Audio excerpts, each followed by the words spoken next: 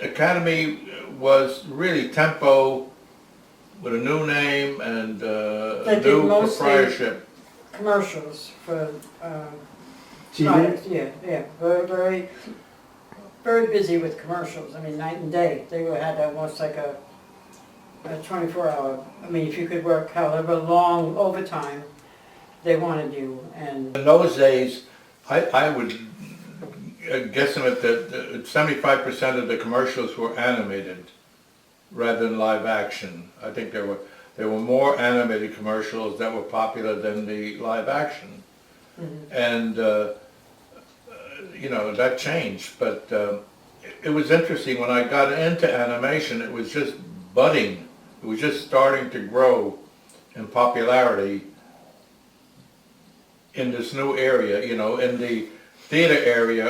Walt Disney was always, you know, and the Fleischer Brothers, they were, you know, they had that market. But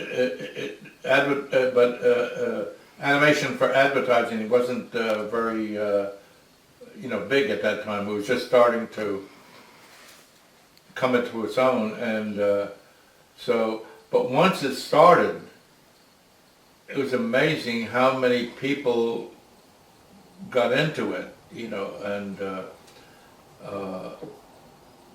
it was very common for someone who was working for one studio during the day was working for two other ones at night. And it was all very incestuous in that way. Everybody was working for everybody else, like they were all doing, you know, you weren't loyal to one studio, you worked for 5 other guys if you could, and then various capacities, you know. So that's how popular animation became. And so when I started, there were only 2, maybe 3 studios in town that were doing animation. At one point, God knows how many there were, you know, there must have been 25 of various sizes. I mean, small studios and bigger ones. There was one outfit that was a competitor in the early days with us, and that was Seamus Culhane. And Seamus Culhane was an animator at Disney, as well as Bill Teitler. And he wrote a book about the business. There's a book I've got upstairs that Seamus wrote about his doings.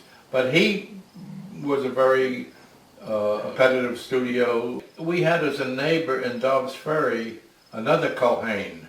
His name is John Culhane, and he's a writer. And he's written books on animation as well. He wrote a book on Fantasia.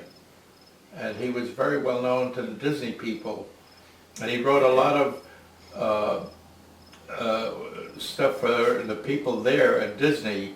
When they'd have an event and somebody had to make a speech, he would write the speech for that person. John was very adept at doing that. He wrote Frank Capra's speech at the American Film Institute when he got his award. I first met Ray Favata about 7 years ago in 2007 at a big party, and knew immediately he was an artist because he had his camera around his neck and he was taking lots of pictures of more than just the people from different angles. And I started up a conversation with him and found out that he was used to do the cell animation for such companies like Sugar Crisp cereal with the Sugar Bear, and which, you know, is such an old art that it's not done anymore. And it was so great to meet him and know about his career that expanded much more from Sugar Bear to other things. And he has a very fine hand at sketching and the way he sees things, and his photography is amazing, that he's a true master.